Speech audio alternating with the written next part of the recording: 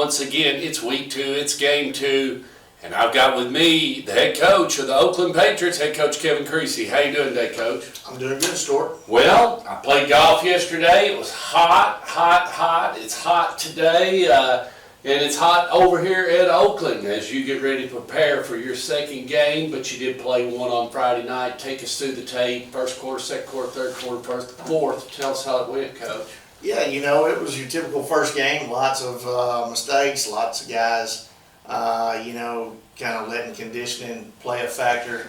The heat was pretty heavy Friday, but at the end of the day, I think our guys did really well.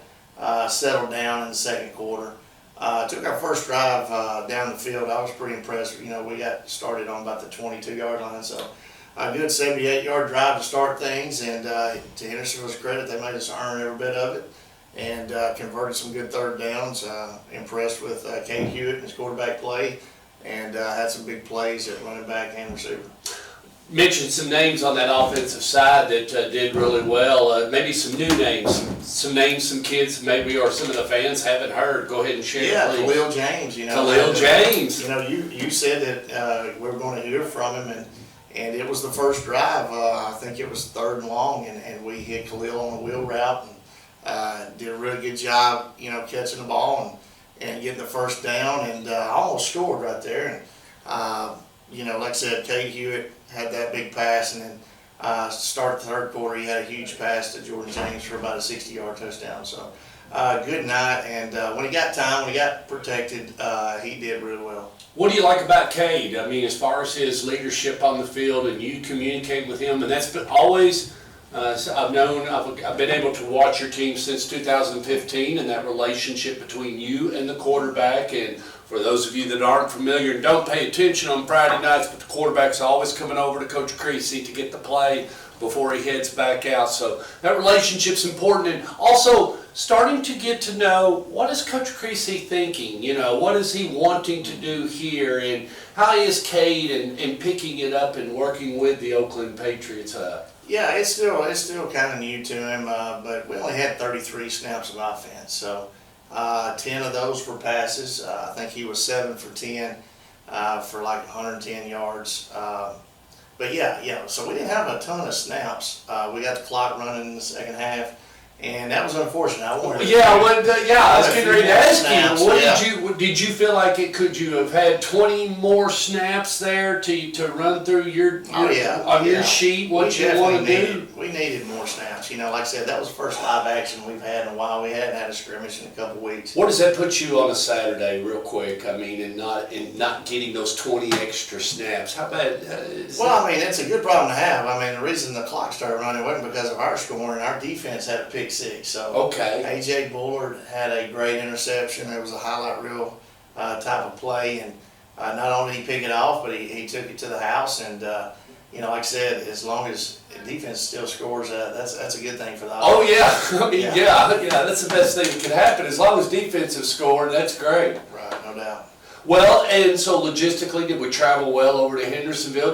Because now you're getting ready to go to Mississippi on some chartered buses. You gotta. It's almost like, well, I don't know if we'll need it, but go ahead and pack it anyway. We may have to have it. Yeah. This will be the trip we take everything. Yeah, it is, and luckily we've been planning for this trip for about 3 months. Okay. The Hendersonville trip was a little rocky now. Coach Anderson, his wife went into labor that morning, and Coach Anderson's like my right-hand man. He's always kind of got the checklist, and so there was a few bumps in the road. Who took over from there? Who was your partner? Yeah, I don't know. It was a committee, I guess you'd say. And you know what happens when you have committees. So yeah, it doesn't go real well. We value Coach Anderson a whole lot more now, but at the same time, we're happy to say Heather, was doing fine. They have a proud bouncing baby boy. And, good. So yeah, everything's new Patriot fan. New Patriot, and like I said, they stayed in the hospital for a little bit, but now they're back home, so that's a good thing. But yeah, it was one of those deals where you're like, man, who usually does this? And you're like, that's Coach Anderson. So yeah, it makes us appreciate him a whole lot more. got a chance to talk to Coach Rice. One of the things I asked him was, what's the biggest snafu or biggest thing that's ever happened where you forgot something or it just bothered you for the rest of the night? Like it just something like you left the footballs, you left the tees, or you did this on an away trip and you had it, or it was sitting in the floor, or you told 5 people to pick that up, or what was the one thing, and then it just messed up the rest of the night. But it didn't keep you from really playing the game. It didn't matter, but it just, I mean, it ran all over you for the rest of the night. What is there a night you can recall that? Yeah, probably Friday night. But like I said, I've been here before. My first 7-on-7 as a head coach, I actually forgot the footballs. Jerry Jocelyn, being a nice guy, he let me borrow one. Called me a few names, and ever since then, Boy, that stuck. Coach Jocelyn, 16 years later, he's still ragging me about that. So, Is he like is Coach Johnson like sitting right here, like right before you get ready to go to a game, and you look over and say, "Do we got the balls?" I sometimes get a random text from him, like, big game tonight, don't forget the footballs. So that's great. I deserved it. Yeah, that's classic. And so we've had at least one ball at every game since then.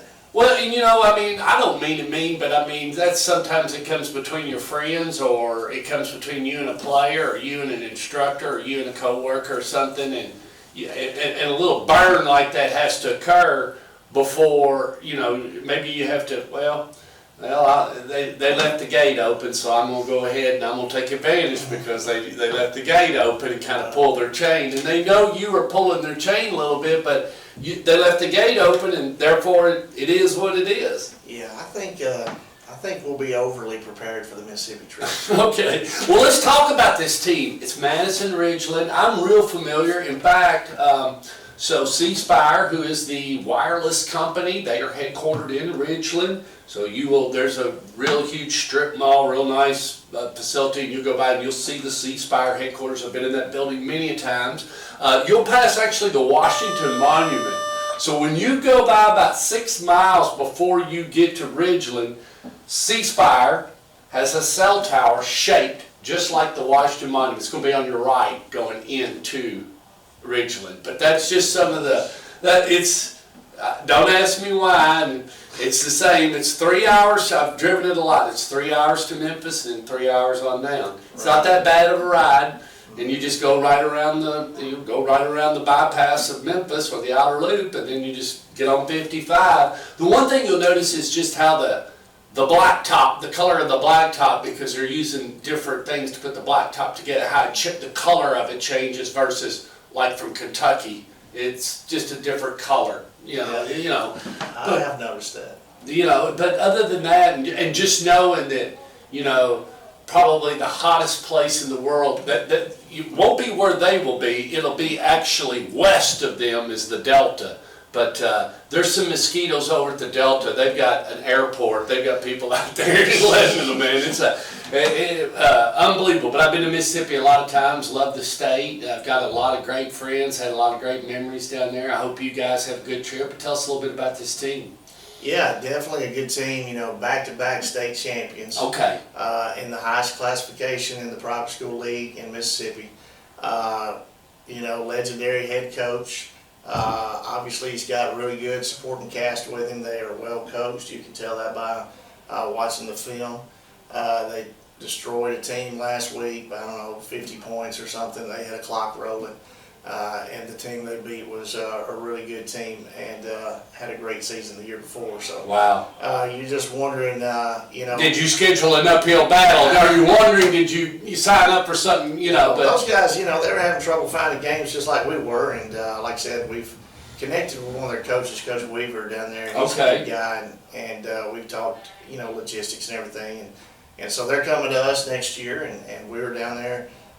Coming up this Saturday, and we were going to play on Friday, but then ESPN came up with this opportunity. Oh, so this isn't a one-timer, so everybody knows it. Madison Ridgeland will be getting on a bus and coming here. This is a 1-1 game versus sometimes these ESPN games are not a one-and-one. It's sometimes they're kind of put together on the side, or kind of everybody jostles just to make it happen. So this just fell right into your fingertips. So they just picked up your game as the broadcast game. It just so happened it fell on the third week as a non-conference game for you. Yeah, that's right. And they love covering these kind of games because it's two, out-of-state opponents matched up. It's, Tennessee and Mississippi, but they love talking about recruiting. We got some guys on our team. Got some guys out there. Got some guys on their team, and so they're going to talk from the recruiting aspect of it.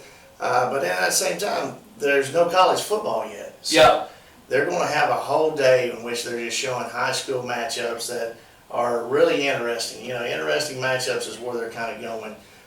So it's definitely a game that is ESPN2 worthy for sure, and we're lucky to be on there. We're happy to be on there. Well, and we had one here about 3 or 4 years ago. We had the Oakland Blackman game. Had to play in the early morning of the day, about like you're getting ready to do and everything. And I hate that we can't. I'd love to do it at night, just one time. If ESPN can come in at the night, but I understand why. Probably we're not the premier game of the card, and I get it, but it's going to be a good opportunity and a chance for your Oakland team to get on a bus, act like young men, go down and represent the county, Rutherford County. Yeah, I think it's a huge responsibility on these young guys' shoulders. There's only one Tennessee team that I know of that's playing on ESPN, and we don't want to make too big of a deal of it, but we are representing our county. I'm gonna make a big deal of it because no, it is, and because what they don't understand is when is other than that time, and that was a local game. I can't think. It's been a long time since we put boys on a bus and gone and a football team and them go stay all night somewhere. It's been a little while, I think. Now, Coach, I don't know if even in Spurlock's regime is if we put a football team on the bus and let them go stay all night somewhere. I don't think so. We've went to some 7-on-7 tournaments, but you only take not the entire football team. 30 yeah, that's exactly right. This is in the season. No, I don't think there's been a time. So yes, it is very special, and we want those kids to know everybody in this town, of course, is going to be watching. You don't have to tell them, but. What are you looking forward to personally? What is Kevin Creasy himself? What are you looking forward to? Maybe just a chance for you and your son to go on an experience like this. He's on the team, and then for him to travel along and experience this and go see at a young age, go see what it's like to stand on the sidelines with against a real scary football opponent and not be handing balls in and out, wearing a uniform. There's going to be some different first times here for you and your son and you and the Oakland Patriots. Yeah, it's a good experience for everybody. I think, it may be another 4, 6, 10 years before you get this opportunity again. Exactly so you better relish it and you better take advantage of it. And like I said, the biggest thing is, it's a non-region game. They feel the same way we do. We're going to play good competition, and we're going to learn from it. And they are good competition, and if they win, they win. If we win, we win. But at the end of the day, we're going to get on the bus, and we've played a quality opponent, and we're going to find out who can play and who can't play before our region play starts. That's good. That's good. 90 kids. And what time we leave on Thursday? We're leaving on Friday. Okay, we're leaving on Friday. At 12 o'clock. 12 o'clock. Yep. All right, 90 kids load up on Friday and head toward Madison Ridgeland, Mississippi. We wish them safe travels and good luck. And please join us and everybody else at 2 o'clock on ESPN2 or ESPNU, wherever. Kids, you know what to do. Run the flipper and find it. It's on the deuce. All right, please join us in watching the Oakland Patriots against Madison Ridgeland.